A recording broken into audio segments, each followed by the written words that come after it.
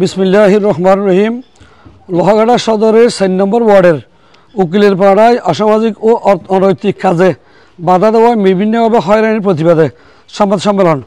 সুপ্রিয় উপস্থিতি, সাংবাদিক বন্ধুরা, আসসালামু আলাইকুম। আমরা চট্টগ্রামের লোহাগাড়া সদর ইউনিয়নের ৪ নম্বর ওয়ার্ডে পশ্চিম উকিলের পাড়ার বাসিন্দা হই। বিগত ২ বছর আগে আব্দুল গফুর বিদেশ থাকা অবস্থায় তার স্ত্রী ফরফুরুষের সাথে দীর্ঘদিন যাবৎ অবৈধভাবে মেলামেশা করে আসছে।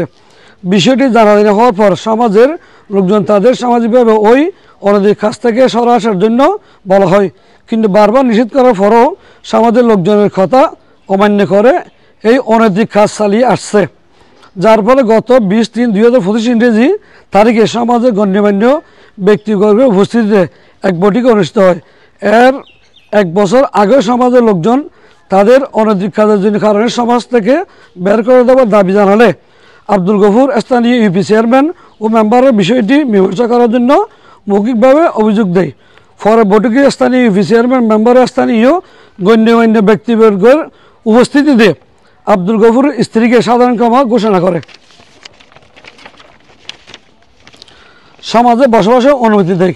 কিন্তু আব্দুল গফুর স্ত্রী বিদেশ থাকা অবস্থায় তার স্ত্রী লাকি আক্তার ও তার বড় মেয়ে পুনরায় অবৈধ কাজে লিপ্ত হয়।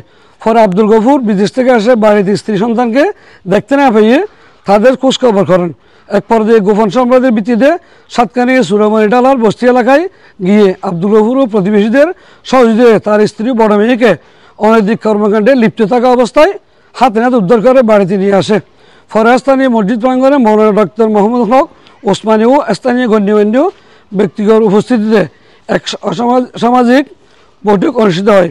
বৈঠকের সাক্ষী প্রমাণের ভিত্তিতে আব্দুল গফুরের স্ত্রী অনৈতিক কাজে লিপ্ত থাকার সত্যতা পাওয়া যায়, যা হয় এই পরিবারকে সমাজ থেকে বহিষ্কার করে দেওয়ার সিদ্ধান্ত হয়। এরপর থেকে ওই পরিবার সমাজের লোকজনকে বিভিন্নভাবে হয়রানি ও হুমকি দিয়ে আসছে। এই অবস্থায় আমরা সমাজের নিরাপত্তাহীনতায় ভুগছি। আমরা এলাকাবাসী এ ব্যাপারে স্থানীয় প্রশাসনের হস্তক্ষেপ কামনা করছি। আসসালামু আলাইকুম।